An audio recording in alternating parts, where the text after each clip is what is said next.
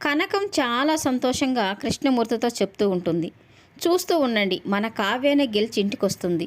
వచ్చి నేను గెలిచానమ్మా అని చాలా సంతోషంగా ఆ శుభవార్త నాతో చెప్తుంది. ఇక మనం చేయాల్సింది కావ్యని అత్తవారింట్లో వదలడమే.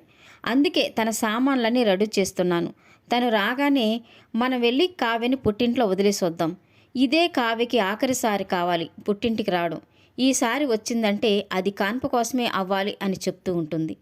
ఇక కృష్ణమూర్తి అయితే ముందు కావ్యని ఇంటికి రానివ్వు, నీ హడావిడి చూస్తుంటే వచ్చి రాగానే అత్తవారింటికి పంపించేలాగున్నావే అని అంటుంటాడు.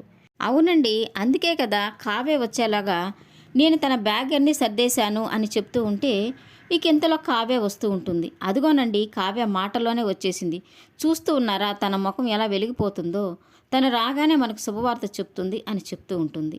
ఇక కావ్యని చూసి కావ్య తొందరగా వెళ్ళి చీర మార్చుకొనరా, మీ అత్తగారింట్లో నేను వదిలేసి రావాలి అని చెప్తూ ఉంటుంది.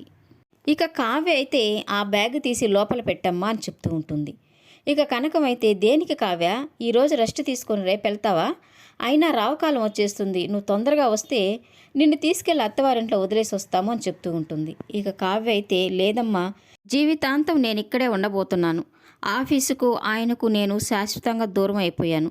ఇప్పుడు ఈ కావ్య దుగ్గిరాల వాళ్ళ కోడలు కాదు, కనకం కృష్ణమూర్తి వాళ్ళ కూతురు అని చెప్తుంటే ఇక ఒక్కసారిగా కనకం కృష్ణమూర్తి అర్థం కాక అసలు ఏమైంది కావ్య అని టెన్షన్ పడుతూ అడుగుతూ ఉంటారు.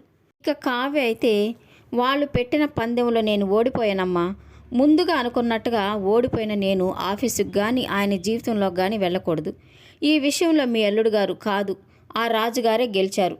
ఇక ఇదంతా ఒక పీడకలలా మర్చిపోండి, మా బంధం ఎప్పుడో తెగిపోయింది అని చెప్పి ఇక బాధపడుతూ తన గదిలోకి వెళ్ళిపోతూ ఉంటుంది.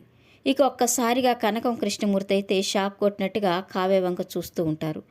ఇక కనకం అయితే చాలా బాధపడుతూ నా కూతురు ఓడిపోయిందా అంటే ఇంకెప్పుడు అత్తగారింటికి వెళ్ళదా, పుట్టింట్లోనే ఉండిపోతుందా, నేనేం చేయాలి అని బాధపడుతూ కృష్ణమూర్తితో చెప్తూ ఉంటుంది. ఇక కృష్ణమూర్తి అయితే ఆ దేవుడు దయతలిచే వరకు ఎదురు చూడక తప్పదు అని చెప్తూ ఉంటాడు.